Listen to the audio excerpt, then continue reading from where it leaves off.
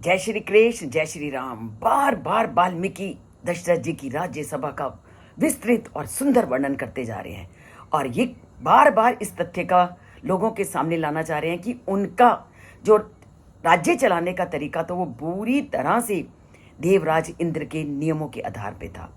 पर अकेला कोई भी व्यक्ति राज्य को नहीं चला सकता।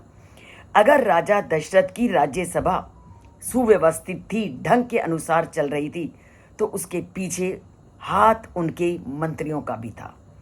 तो जब उनकी राज्य व्यवस्था इतनी बढ़िया थी तो मंत्रियों के गुणों का वर्णन वाल्मीकि जी ना करें तो ये तो हो ही नहीं सकता। तो आज के श्लोक में वह राज मंत्रियों के गुणों का, उनकी नीति का वर्णन करते हुए कहते हैं, तस्य अमात्या गुणैर सन्निवीक्षवाको सुमहान्तमा मंत्रज्ञश्च इंगितज्ञश्च नित्यम प्रिय हिते रतः। तो उनके मंत्री कैसे थे?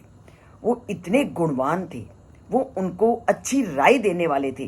तो राजा दशरथ के जो मंत्री थे अनेक उत्तम गुणों से युक्त थे।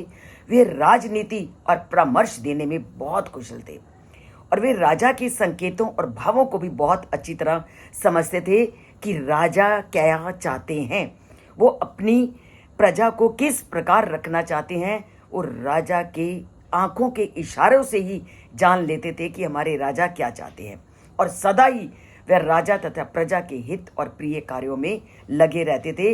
अर्थात जब तक मंत्रिमंडल पूरी तरह से सुदृढ़ नहीं होगा तब तक एक राजा जितना भी अच्छा काम करना चाहे वो नहीं कर सकता। तो ये श्लोक हमें देश के नेता को भी ये सीख रखनी है कि देश का नेता भी तभी अच्छी तरह से काम कर सकता है जब उसके जो मंत्री हैं वो बुद्धिमान हो, नीतज्ञ हो, समझदार हो और सबसे बड़ी बात है वो प्रजा के हित में लगे होने चाहिए।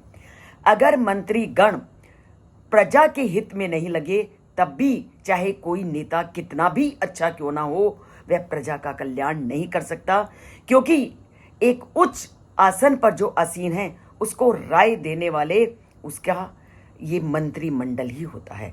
जो भी किसी भी संस्था के उच्च पद पर आसीन है सबसे पहले उसको अपने इर्द गिर्द जो उसके साथी हैं उन पर बहुत ध्यान देना चाहिए कि मेरे जो साथी हैं वो किस प्रकार है।